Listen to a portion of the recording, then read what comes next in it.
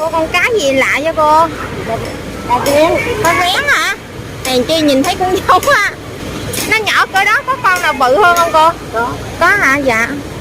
Cái này về mình làm chả hả cô hả? Chả thì phơi khô việc làm gì nữa. Dạ. Phơi khô ngào ngon. Phơi khô rồi ngào đường hả? Ngào coi như uống khổ lỡ, nhưng ngào coi như đường ngọt, cá chim ngon. Dạ. Cam chiếc.